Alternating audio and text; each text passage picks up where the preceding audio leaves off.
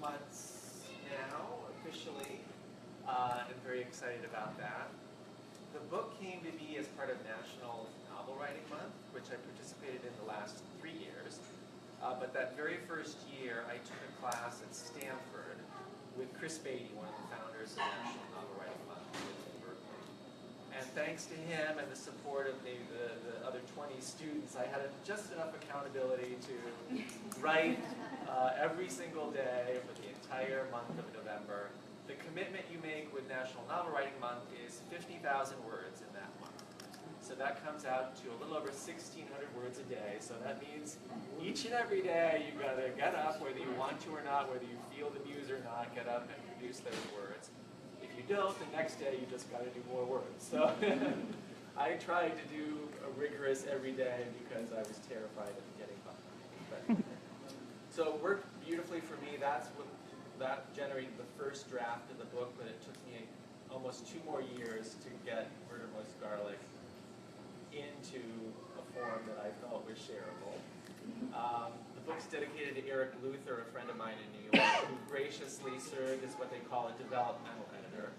And that's the person who has to suffer through your very early draft and tell you that whole scenes don't work, characters don't work, you know, all the structural issues that you just can't see yourself. So he graciously slogged through that and a subsequent draft and really helped me get it into the shape it is in today. So I have obviously National Novel Writing Month to thank for getting me going on this and getting it out there. Anyway, again, thank you guys so much for coming. I really appreciate it. I'm just going to read a few excerpts from the book, just to give you a sense of some of the characters. It's a murder mystery, and thanks to my friend Karen Draper, I know the genre is cozy, and that's a genre I read heavily in. I like MC Keaton and others, and Josephine Tay and some others that really depict murder, but there's never any horrible, gruesome violence. I might have crossed the line a bit. I might not be as cozy a mystery as other cozies, but I like to think it all holds together. So, first and foremost, Murder Most Garlic is set not at the Gilroy Garlic Festival, which you might logically assume, since we're steps away from it. It's set at a much, much smaller garlic festival in upstate New York, in the largely fictional, but not wholly fictional town of Havana. Havana is based on the town where my mother actually grew up. And to protect the innocent and fictionalize it, I moved it well away from where she actually grew up. But it's a place that I was very familiar with, visited often as a child every summer.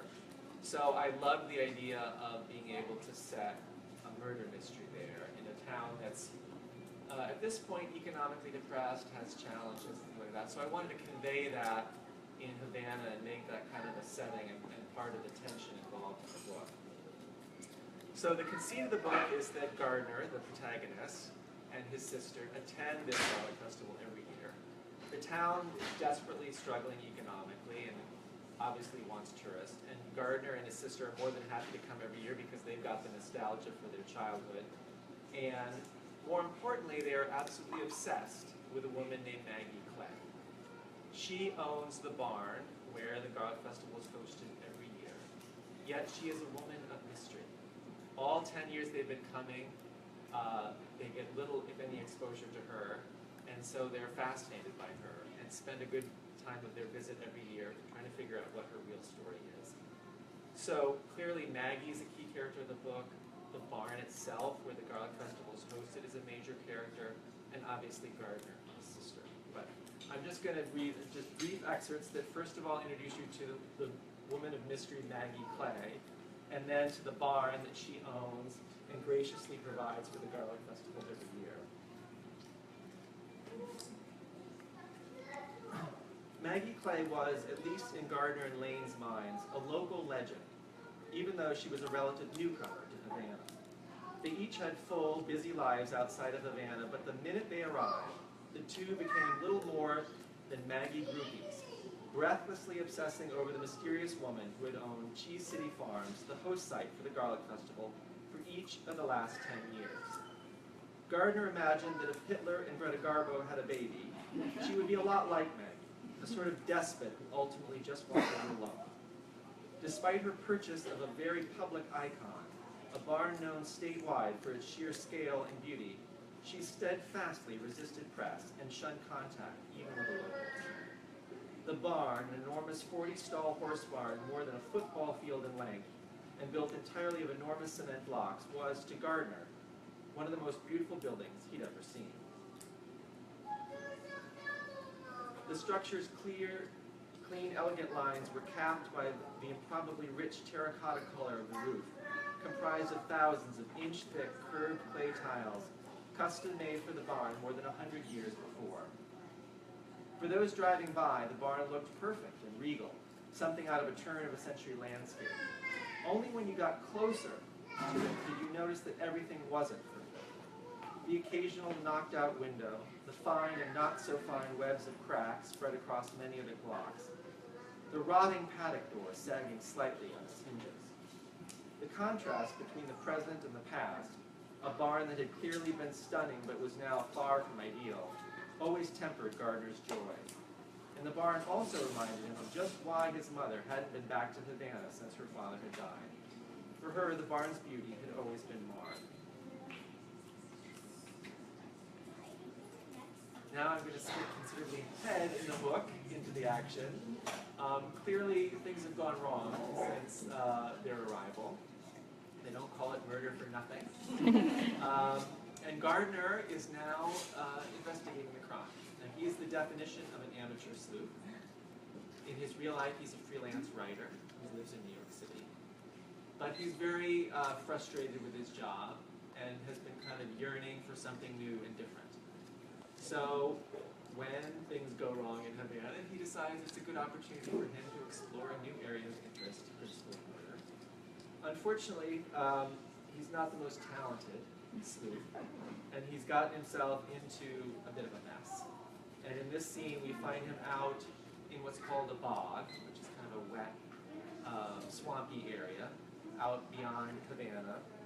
It's an area that his grandfather took him to as a child, and he's out investigating a potential suspect. They normally had the bog to themselves, so he was surprised to see a beat-up old Ford Econoline van parked right in front of the tree. Its exterior was a badly faded navy blue, except for a prominent patch of gray Bondo along the left side panel facing the road. The rear bumper and doors of the van were coated with a collage of hundreds of bumper stickers, most as weathered as the van itself.